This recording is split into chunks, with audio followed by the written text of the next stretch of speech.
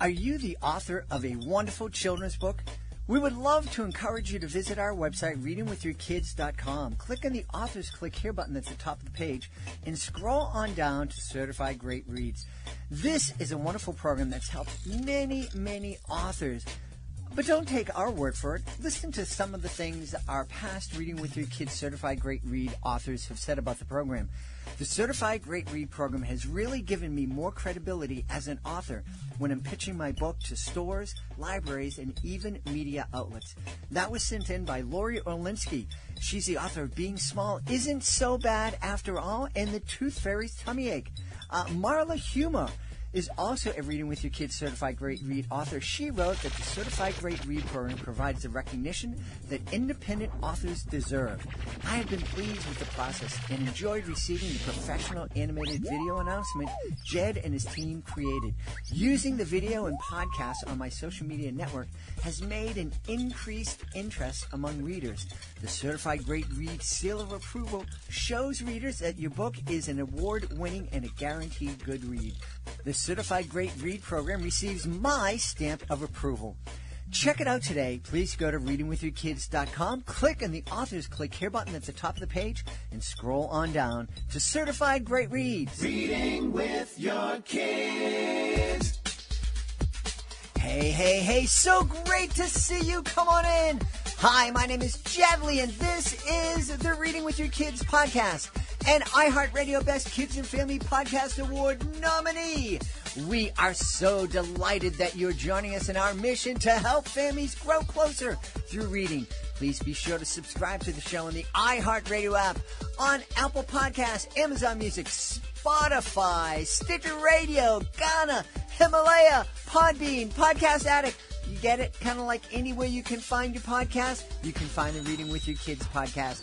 Our guest today is Chad Sell. He's returning to the show to celebrate his brand new graphic novel, Cardboard Kingdom, Roar of the Beast. Hey, Chad, how are you? I am fantastic. Thanks for having me.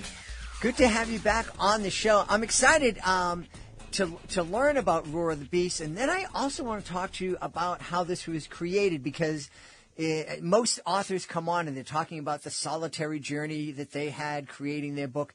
This was a collaboration. Mm-hmm. Yeah, absolutely. I wrote Roar of the Beast with 9 other writers, and then I illustrated the book. Wow. All right, I want to get to that in a minute, but first tell us all about Roar of the Beast, please. Well, Roar of the Beast is the second book in the Cardboard Kingdom series. Book 1 took place in the summer, and it featured a whole bunch of kids in the same neighborhood as they each created fun costumes out of cardboard and played out in their adventures as different fantasy characters. And in Book 2, we follow those same kids as they're getting ready for Halloween a few months later. And so it's a little bit spookier and more mysterious.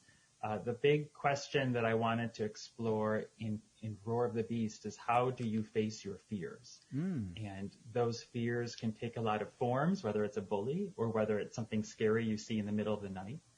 And with such a big cast of characters in Roar of the Beast, we follow lots of different ways of encountering your fears, whether it's trying to understand it, whether it's trying to take it head on, or whether it's trying to get far away as you can from those big scary things in the middle of the night.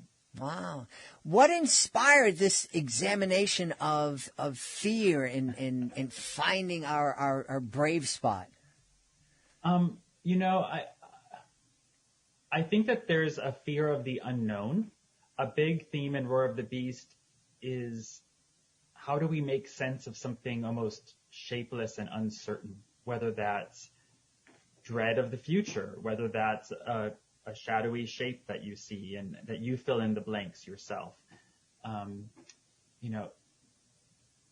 I guess that part of that question leads into the collaborative nature of the book, in that we had introduced so many characters in Book 1, and as I had phone calls with each of the collaborators at the start of Book 2, I asked them, what would your character be struggling with?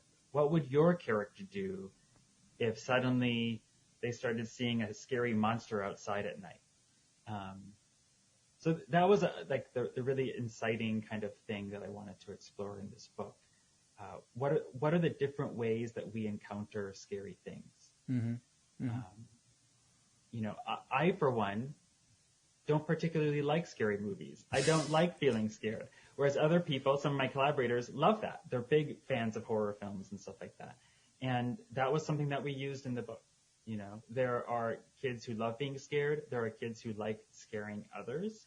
And there are others who don't want anything to do with any of that. You know, they just want to hide in their bedroom. And, you know, that's part of what I love about this book series, that there is no one main character and there is no right way to be as a kid. That's it. I think that's an important thing for kids to understand, because I saw it in my own kids, especially my son and his buddies. I've mentioned on the show before, especially when they got into the middle school age, you know, they exerted so much energy trying to let the world know that they knew what was going on and that they had it all figured out.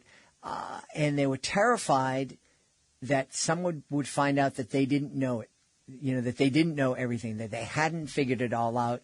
And none of them realized that none of you guys figured out anything. You're all clueless. So why don't you relax? Right. Yeah, absolutely. There's a lot of vulnerability in admitting that you don't know how to handle a problem, or that you don't know, you know, what you think everyone else knows at your age group. It's a very powerful sort of peer pressure that we put on ourselves. Yeah, it is. I wonder. This is, you know, one of those questions. I wonder why we are so averse to being vulnerable and allowing people to see that we are vulnerable and that we have some weaknesses and fears. Yeah. I mean, that's something I wanted to explore in the idea of the costumes in Cardboard Kingdom. That in some case you see the kids literally putting on armor, even if it's made out of boxes and cardboard. In some cases you see kids making themselves appear more like they see themselves in their imagination. So you have like a glamorous sorceress. And I think that that's an act of extreme vulnerability and bravery, you know, showing everyone else, this is how I see myself. And actually Jack develops that appearance more in book 2 to make himself look a little bit more like the sorceress in everyday life. And that's startling to some people, but it shows others how he really is. And it's something that I really love exploring in each of these different characters, as they each approach it from a different angle. You know? Yeah. It's interesting you brought up the fact that, you know, some kids like to be scared, some kids like to scare others. And I think that's certainly okay if you like scary movies, you don't like scary movies. I know myself that can change over the course of our lives too. I was somebody who loved scary movies. I loved horror. I devoured every Stephen King book that came out the day that it came out. And then I became a dad. And the day my son was born, I remember I was reading an Anne Rice novel with the vampires and all this spooky stuff. And he came into my life, and when we finally had a minute to sit down, I picked up that book and started to read it, and very quickly said, nope, don't want to go here anymore. And I haven't picked up a spooky book since. Yeah, I've always kind of shied away from horror films, but I find that I start injecting a lot of scary stuff into my stories. You know, I don't think Roar of the Beast is particularly scary, but there are some spooky and suspenseful parts. And, you know, I think that horror allows us to kind of confront our own mortality. It kind of, it raises the stakes in the sense of imagining what it would be like to be chased by a serial killer or an evil monster. But I can see what you're saying about once you have kids, you no longer like feeling that mortal fear. You can't help but probably imagine that danger projected onto your children, which is something you don't even want to consider, certainly not for entertainment. So I think that so much of it relates to how we see ourselves and whether we feel like we need to protect those around us, Yeah. In Cardboard Kingdom, some of the kids are scared, and other kids want to rise up and defend the kingdom from the scary monster that starts appearing at night.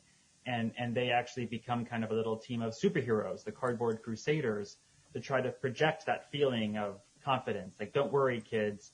Like a lot of the younger kids who are scared, they really stand up and they see how important it is to project that confidence and that strength, even though they don't actually know what they might be dealing with. You said in your note to me before the interview that there are lots of examples of supportive and constructive family relationships in the books. Can you talk a little bit about those? Yeah, I'm really glad that we have so many fun and colorful parents in the book and interesting relationships there. The character Jack the Sorceress I mentioned, his mom is really supportive of his exploration of identity, even when he's stealing her rings from her dresser to try on. And there's another character, Connie the robot, and she has a really hard time relating to other kids, and she hides within this robot costume that she's made for herself and talks in a monotone robot voice. And over the course of book 1, she found some like-minded friends who liked her as her robot self. But we saw the strain that put on her relationship with her parents. And in book 2, as the kids are getting ready for Halloween, we see Connie struggling with some of the stuff her friends are going through. And this is a teeny tiny spoiler, but her dad actually reveals that he's been working on his own robot costume that he was going to wear for trick-or-treating over Halloween. And he actually brings it out to help relate to her and help her through a difficult time. So, in some cases we have parents who struggle to understand their kids, but we really like to model some really positive and constructive relationships where the parents really are doing their best to sort of encourage their kids to grow up to be the people that they should be. Fascinating. I love that even, ideally parents could, just kind of figure it out and support kids from right where they are. But I like the fact that at least the parents in your book are struggling to get there, because I think it's important, and I think it makes a difference in our lives. When we're not able to completely understand one of our friends and one of our family members, but we're trying, and we're showing that we care enough to try. Yeah, I think that young people can teach grown-ups a lot, and that it's great when parents are reliable figures of responsibility and authority in the home, absolutely, but I think it is helpful for kids to see their parents as human, and that the parents might have to learn something before they can really understand their own children. Yeah. That's something that we've touched on here on the program a few times, and, the idea that kids can teach parents something, especially when it comes to our relationships with others, especially others who are leading different lifestyles, or lifestyles that we didn't think existed back 100 years ago. Folks who belong to different communities and different races and speak different languages. I think kids are more open to those relationships and are able to see those relationships a little bit easier than parents can. And I think I think it would be interesting to be involved in some of those, or be a fly on the wall for some of those conversations when the kids were turning to the parents and going, yeah, that's different. What's wrong with that? That's fine. Whereas the parents might be struggling with, that seems really strange to me. Yeah, and to be honest, some of the really most thrilling emails and messages that we've gotten since the Cardboard Kingdom books have been coming out are when parents tell us that the characters in our books have modeled important aspects of identity that have helped to broaden their kids' understanding of the world, or have allowed them to see themselves in a book when they didn't even expect that. Yeah. Hey, let's go back to the collaborative nature of this book. You said that you wrote this with 9 other authors. I don't know if they want to stay anonymous. If they don't, we want to give them a shout out. But how did that work? Did each author write for one character? That's how it started out. Mm-hmm. That's how we approached book 1. I had sort of an open submission process for several months at the very start of work on my project, where I kind of laid out my broad vision for Cardboard Kingdom, where the whole book would follow kids in a neighborhood, and each chapter would follow one of those kids. And so when people submitted their pitches for the book, they submitted what character story they wanted to tell. In a lot of cases, those characters were dealing with autobiographical issues that the authors themselves had dealt with as a kid. And over the course of working on the book with those original authors, we sort of made all the stories interconnected. We found the places where those kids their adventures would overlap, because of course they live in the same neighborhood, so they play in each other's backyards and have rivalries and friendships and form little teams and groups. And then so for Roar of the Beast, we wanted to try something a little bit more ambitious, and so the full book tells one big, giant, epic story. And so that took a lot more coordination with everyone, where, as I mentioned earlier, I had a bunch of phone calls with each collaborator at the very start, where I talked through my very general ideas for what this book might be and how their character would fit into all of that.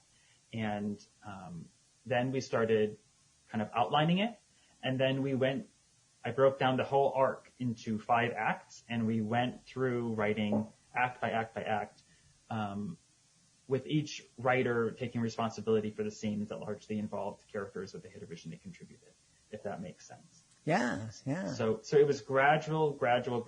It was a pretty elaborate process where we would all check in, look at each other's work, have lots of phone calls, emails back and forth. But it was really exciting because there are so many different characters, but I think that all of their different storylines are woven together really well. And I think that what the results are really special. Why did you make the choice to write this book in that way, or write the series in that way? Because I hadn't had any luck writing books on my own. That's the honest truth, I had worked for a long time on my own books. That didn't go anywhere. And this is back in 2013, I had the idea, well, maybe I should try working on a short little comic with my friend Jay Fuller. And he was doing his own kids comic at the time that I really liked. And so I came to him with that idea for Jack the Sorceress, and we worked on what would eventually become the first chapter of Cardboard Kingdom together. And that was really great. We had a really great time working on it. We really loved the characters that we introduced in that story. And I told him, I think it would be so cool to have a whole neighborhood of kids like Jack, but I don't know who those kids are. And Jay wasn't sure either. And so we kind of were just stuck there for a little while. But then I started to see different examples of how people were using the internet to connect, to crowdsource, to find like-minded people to make something special together, whether that was anthologies or zines or any kind of thing like that. This was also the age of early Kickstarters and crowdfunding and stuff like that. Mm-hmm. So I was inspired to think, well, maybe I can lay out the broad vision for Cardboard Kingdom. I can share that first chapter that I made with Jay, and maybe other folks would be interested. Because in the world of comics, if you are an aspiring writer of a comic, you're perpetually struggling to find an artist to draw that story. Mm-hmm. And so the enticement I gave in my Cardboard Kingdom pitch is, I may not have a book deal, we may never make any money at these stories, but if I accept your story for this book, I guarantee I will draw that story. And so that was how it started. And it was such an ambitious, weird, unconventional process. We all considered it a miracle that we made it into a book and that it got published. And for many of us, it was our first books. And that was absolutely thrilling. And then the idea of more books in the Cardboard Kingdom series came up, and that was so overwhelming and scary because I had no idea how that would work. But luckily, that team came back, and we worked on Roar of the Beast together. Yeah. So I've been working with this team since 2015. So we've really gone through lots of big life developments and changes, and we've all grown and gone through this experience together. Yeah. As you were mentioning the fact that the team is amazed that, you actually are able to be successful and you got the project done. It made me think back to growing up in the inner city here in Boston and being part of that chaotic neighborhood where you had all, every type of person in the world, different ethnicities and different races and in different genders, and somehow it worked. Mm-hmm. And I get together with those guys now as we're nearing 100 years old, and people hear the stories, that we tell of growing up. Sometimes they're horrified and they can't imagine anybody finding joy in that kind of chaos that we grew up in. But it was fun and chaotic, and it sounds, that what you folks did with this book was, kind of similar. You had all these different things working against you, but somehow you figured a way to make it work. Yeah, I mean, I feel extremely lucky that it has become what it has become.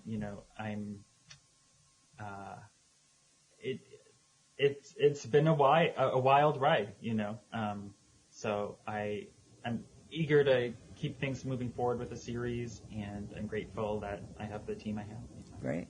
Are we able to acknowledge the team? Yeah. I mean, I never rely on my own memory to remember all 9 creators. But the 9 writers that I wrote Cardboard Kingdom Roar of the Beast with, in alphabetical order, are Vid Alliger, Manuel Betancourt, Michael Cole, David DeMeo, Jay Fuller, Cloud Jacobs, Barbara Perez Marquez, Molly Muldoon, and Katie Schenkel. Well, that is certainly a diverse group of authors. Yeah, I mean, they're spread all over the country. I have never met all of them. We've never been gathered in one place. It's very fun. Whenever we do get a chance to get together, we look forward to that. Sometimes at conventions and things, but I feel like we were doing like remote work in 2015. We figured out how to use Zoom calls, Skype calls, phone calls, emails to make an immensely complicated book like this. So I feel really lucky that all of that was in place, and that I've been able to continue working like that. Well, I just got a vision, and, we're coming out of the pandemic, and pretty soon I just had my first live in-person performance about a week ago or so, and had to be outside, but that was okay. We were in front of people, and that was wonderful. And pretty soon we're going to have shows, and we're going to be having concerts, and we're going to be having Comic Cons. And I'm hoping that there's some thoughtful Comic Con promoter listening to this in the future and gets the idea that, MyCon will be the first time the 10 collaborators of the Cardboard Kingdom Roar of the Beast come together at MyCon. So I think that that's going to happen in your future. Oh, that's a lovely thought. You should absolutely put it out there. Yeah. And, one of my favorite aspects of in-person events is meeting readers and seeing them come in cardboard costumes. Mm-hmm. That's actually, cosplay is a big aspect of a lot of comic conventions. And when I go to visit kids in schools and stuff like that, a lot of times they've dressed up in cardboard costumes. I've had teachers come in their own cardboard costumes. I've seen them dress up stuffed animals in homemade costumes. They've made cardboard castles. It's really, really, really, really incredible. So I hope that I have that opportunity again soon. Yeah. Boy, you just rumbled up another memory from the past. I remember one of the most exciting things that happened in our neighborhood was when someone got a new refrigerator. Because there was going to be this big, giant cardboard box on the street. And I don't think that that's something that kids who grew up in the suburbs or in rural communities can relate to. I don't know if it happened there. Well, a lot of what happens in Cardboard Kingdom, the general sense of that neighborhood is inspired, or at least connects with me from my childhood in central Wisconsin, in a small town in central Wisconsin. And I think what was so great about growing up the way I did is that, it was kind of a suburban feel where we were all the houses were fairly close to each other with backyards and things like that. But that it was a safe and quiet enough community that we were given lots of freedom to just go spend the afternoon playing, running around the neighborhood with our friends, biking around and having adventures. So, I think that growing up in the city definitely brings a lot. There's a whole lot there. But, I can't begrudge anyone growing up in a small town or in a rural environment because they have their own fantastic attributes too. Absolutely. Hey, Chad, tell everybody where they can go to find out more about you and find out more about the Cardboard Kingdom series. My website is chadsellcomics.com. We have lots of information there. And then I'm chadsell01 on most social media. There's another Chad Sell that beat you to it, huh? Yeah. We have to deal with it. I've become more and more detached from social media, so I especially when every new platform comes out, I do not hop on those usernames now. I hear you. Well, we've had a great time speaking to the author and illustrator, one of the authors and the illustrator of the Cardboard Kingdom Roar of the Beast, Chad Sell. Hey, Chad, thanks so much for being with us tonight. Thanks so much for having me. It was great. Please be sure to join us for the next episode of the Reading with Your Kids podcast. We have two fantastic authors on the show for you. Jacob Monroe, who is an active duty member of the United States Marine Corps. He'll be here to celebrate his debut picture book. It's called Fly, Fly, Fly, Little Birdie. And Chrissy Meyer, a former New York City police officer, will be here to celebrate her book, The Too Tall Giraffe. That's the next episode of the Reading with Your Kids podcast. We would love for you to connect with us on social media, facebook.com/readingwithyourkids, at Reading With Your Kids on Instagram, the Reading With Your Kids page on Pinterest, and at Jedley Magic on Twitter. We're currently running a book giveaway. If you go like and share our post about the giveaway on those social media platforms, you can be entered to win a package of 5 amazing picture books. Check it out today. Facebook.com/readingwithyourkids, at Reading With Your Kids on Instagram, at Jedley Magic on Twitter. Want to thank the folks who made today's show so wonderful. Want to start by thanking our guest, Chad Sell. Be sure to check out the Cardboard Kingdom Roar of the Beast. Also want to thank my team, Alejandra Doherty, Fatima Khan. I want to thank my beautiful wife for all the support she gives me. Most of all, we all want to thank you. Thank you so much for taking the time to join us today. And as always, thank you so very much for taking the time to make the world a better place by reading with your kids. I'll be looking for you in the next edition of the Reading with Your Kids podcast.